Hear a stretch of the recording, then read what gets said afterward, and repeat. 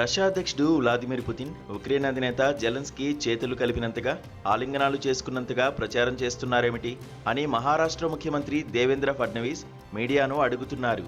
20 ఏళ్ల తర్వాత ఉద్ధవ్ ఠాక్రే, రాజు ఠాక్రేలు చేయి కలిపి ఒకే వేదిక మీదకు వచ్చిన సందర్భంపై వ్యాఖ్యానించమన్నందుకు ఫడ్నవీస్ ఈ ఎదురు ప్రశ్న వేశారు.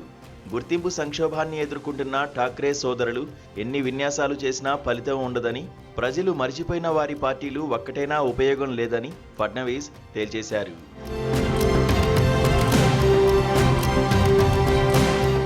బృహన్ ముంబై మున్సిపల్ కార్పొరేషన్ ఎన్నికల్లో కలిసి పనిచేయబోతున్నట్టుగా ఉద్ధవ్ నాయకత్వంలోని యూబీటీ, రాజు ఠాక్రేకు చెందిన మహారాష్ట్ర నవనిర్మాణ సేన బుధవారం ప్రకటించాయి. బాల్ ఠాక్రే భారీ చిత్రం వెనుక ఉండగా వేదిక మీద సోదరులిద్దరూ ఉన్న ఆ దృశ్యం అభిమానులకు చూడముచ్చటగా ఉంది. బీఎంసీ ఎన్నికల వరకే ఈ సోదర ప్రేమ కొనసాగుతుందని జనం ఎక్కడ అనుకుంటారోనన్న అనుమానం ఉన్నదేమో. ఈ కలయిక ఎప్పటికీ కలిసి ఉండడానికేనని 1కి 2 సార్లు స్పష్టం చేశారు ఉద్ధవ్. బీజేపీ మీద కోపం ఉన్న వాళ్ళంతా యూబీటీ, ఎంఎన్ఎస్ కూటమిలో చేరవచ్చునని కూడా పిలుపునిచ్చారు. మీడియా సమావేశానికి ముందు సోదరులిద్దరూ బాలాసాహెబ్ సమాధిని సందర్శించి నివాళులర్పించారు. మరాఠీ ఓటు బ్యాంకును సుస్థిరం చేసుకుని ఆస్మితను జనంలో ఆవహింపజేసి అధికారంలో ఉన్న మహాయుతి కూటమిని సవాల్ చేయడానికి ఈ ఏకీకరణ ఉపకరిస్తుందని అభిమానులు అంటున్నారు. మాటకారి సంజయ్ రౌత్ దీన్ని మనోమిలన్గా అభివర్ణిస్తున్నారు. ఉద్ధవ్ను తన రాజకీయ వారసుడిగా ప్రకటించినందుకు అలిగి ఆగ్రహించిన రాజు ఠాక్రే పెద్దాయన జీవించి ఉండగానే వేరుకుంబటి పెట్టుకున్నారు.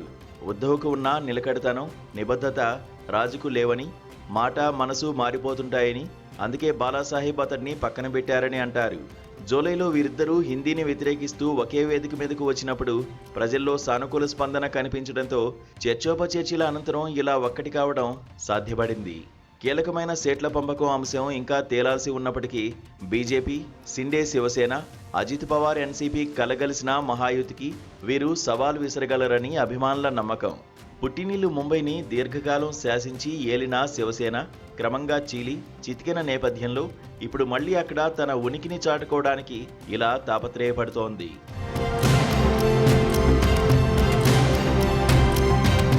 పదేళ్ల విరామం తర్వాత జరిగిన స్థానిక సంస్థల ఎన్నికల్లో అధికార మహాయుతి ఇటీవల ఘన విజయం సాధించిన నేపథ్యంలో ఠాక్రేల కలయిక మరింత అవసరపడింది. 288 మున్సిపల్ కౌన్సిళ్లలో మహాయుతి 207 గెలుచుకుంటే విపక్ష మహావికాస్ అఘాడీకి 44 దక్కాయి. BJP 117, Shinde Shiv Sena 53, Ajit Pawar NCP 37 municipal అధ్యక్ష పదవులు దక్కించుకున్నాయి.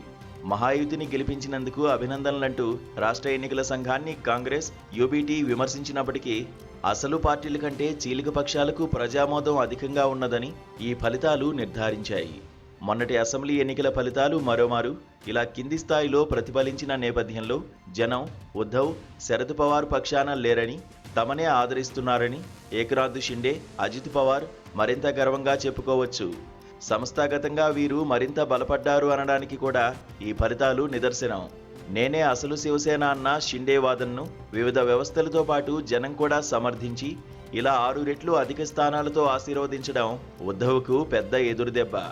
అసెంబ్లీ ఎన్నికల్లో తీవ్ర అన్యాయం జరిగిందని, ఎన్నికల సంఘం కుట్రలకు పాల్పడిందని ఆరోపించిన కాంగ్రెస్ ఈ స్థానిక ఎన్నికల్లో అనాదిగా తనకు పునాదిగా ఉన్న ప్రాంతాలను సైతం కోల్పోయింది.